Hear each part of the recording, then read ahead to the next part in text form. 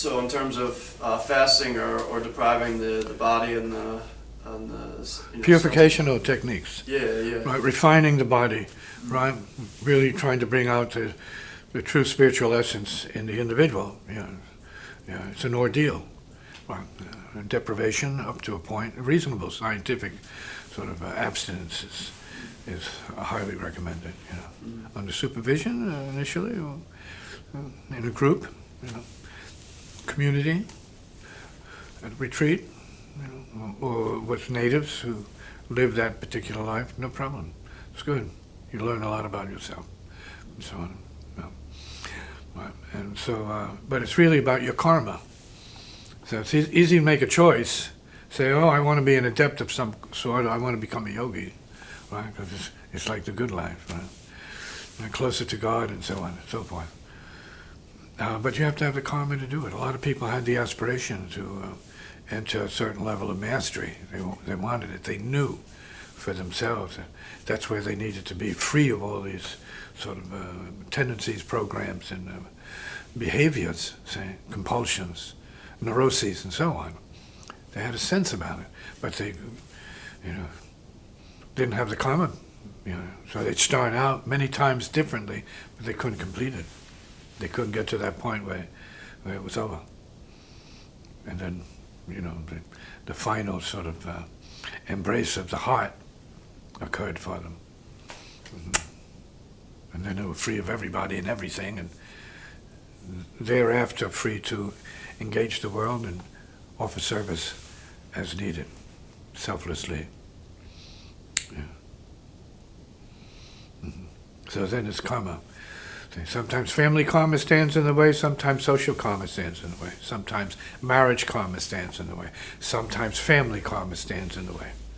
So then you have to deal with that. It becomes a burden, a hurdle that you have to cross somehow. And a lot of people, this is also in music, you have family and you have to decide whether or not it's a family or your music, your career or your family karma. And that's true of the spiritual as well.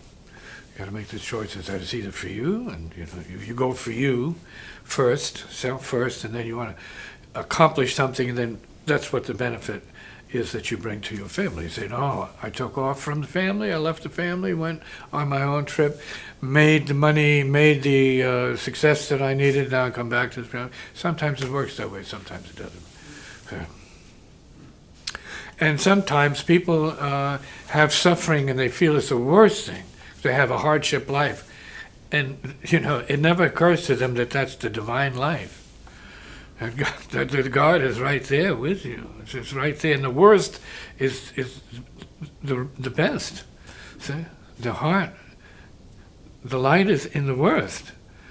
At your worst, you may be closest to what it is. See? And pain and suffering then has a paradoxical sort of function in the universe of time and space amongst human beings.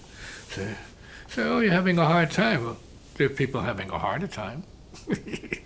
I know people have much worse karma than you do. Just a little bit. You're getting a little taste of it. How much can you really endure now? Well, so it's relative then. You have relative family karma, then relative spiritual interest, and relative creative ability. So we can say the whole thing can be summarized in that phrase, creative ability. The spiritual path is what challenges you to see how much of yourself you want to recreate. The artistic path, scientific path, it's all about how much you're willing to recreate. So would you say it's more than just balancing it? It's getting beyond each of those? It's not about balancing it. That sounds like no. It's not about balance. It's about burn. See? Burn. Continual burn. See? On fire. See? No balance, right? Just burn.